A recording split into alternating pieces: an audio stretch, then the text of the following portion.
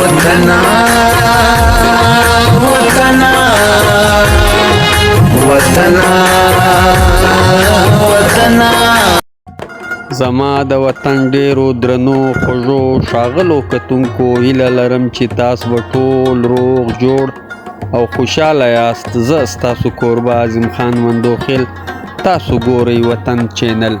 د پښتو فلم انډسټري یو ځلانده ستوری، یو بهترینه اداکار جهانگیر خان جانی متعلق د کتونکو څه ډیمانډ دی او جهانگیر خان جانی په سوشل میډیا له کتونکو کوم سوال وکړو، په دې حواله له تاسو سره خبرې کول غواړم. خو تر دې له مخه تاسو ته پکار دی زما چینل سبسکرایب کړئ، شیر یې کړئ، فالو یې کړئ او په خاصه توګه کمنټس باندې ولیکئ. نو ستاسو د کمنټس په ذریعه به زه پروګرام نورم شایسته کم. راځم خپل اصل موضوع ته. ګرانو کتونکو، پښتو فلم انډسټري کې هر اداکار ځان له یو خصوصیت لري، د هغه خپل انداز وي. شاهد خان راواخه د دې خپل انداز دی، جهانگیر خان خپل انداز دی، د ارباز خان خپل انداز دی، په خپله طریقه په خپل انداز باندې دا ټول نوموړي اداکاران په مختلفو فلمانو کې اکټینګ کوي او د پښتانه په ټولنه کې، د پښتانه په معاشره کې هر فنکار خپل مینوال لري. څوک شاهد خان خوښوي، څوک ارباز خان خوښوي، څوک جهانگیر خان خوښوي. خو دلته یو سوال جهانگیر خان جانی د خپل ځان متعلق له خپلو مینوالو ځاخه کړی وي، هغه په سوشل میډیا چلیدلی دی. جهانگیر خان جانی له خپلو مینوالو دا سوال کړی وو که زه چارې د پښتو فلم انډسټري پرېږدم نو تاسو به پښتو فلمان قبلوئ او که نه. دا سوال جهانگیر خان جانی ولې وکړي؟ هغه کوم وجوهاتو چې د دې سوال ضرورت پیښ شو چې د له خپلو مینوالو ځاخه وکړي. ما ته په وټساپ باندې د ډیرو مینوالو ویسونه راځي.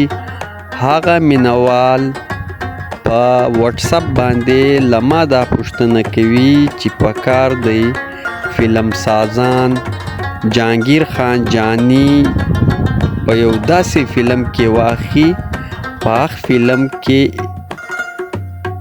مین کریکټر ورکي او هغه کریکټر د هیرو وي. که جهانگیر خان جانی په فلم سازان په یو فلم کې ایز هیرو واخلي نو دا به یو چینج سی، دا به مینوال ډیر خوښ کی. ولې چې جهانگیر خان جانی په فلم انډسټري کې یو داسې فنکار دی، یو داسې اداکار دی چې دې اداکار په ګرد ژوند باندې نه ملازمت کړی دی، نه له یو چا سره نوکري کړې ده، نه یو بله داسې مزدوري کړې ده، صرف او صرف ایکټینګ کړی دی او د ایکټینګ بادشاه دی. زه د خپل چینل د مینوالو دا غوښتنه فلم سازانو ته ږدم چې فلم سازان د په فلمانو کې چینج راولي. چینج په دې ذریعه راتلای سي چې په را روانو فلمانو کې د جهانگیر خان بحیثیت هیرو راولي او مین کریکټر د ده ورکي. دا به چینج سی. توقع دا ده چې فلم کتونکي به داسې فلم ډیر خوښ کی.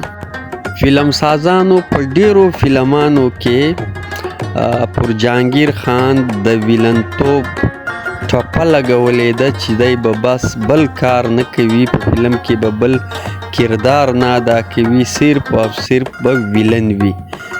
نو موږ یو ځل بیا هغو فلم سازانو ته د خپلو کتونکو دا غوښتنه زه ږدم چې دوی د جهانگیر خان په خپلو فلمانو کې، راتلونکو فلمانو کې هیرو واخلي. نو دا به د سینماو دپاره د کتونکو دپاره او د پښتو فلم انډسټري دپاره به یو ښه چینج وي. ګرانو کتونکو دا و د جهانګیر خان جاني متعلق اهمې خبرې. تاسو ته پکار دی چې پر دې پروګرام باندې د کمنټس په ذریعه باندې د جهانګیر خان جاني متعلق راولیکاست، نو فلم سازانو ته به هم دا پته ولګیږي او کتونکو ته به هم دا پته ولګیږي چې راتلونکي فلمان به فلم سازان څنګه جوړوي.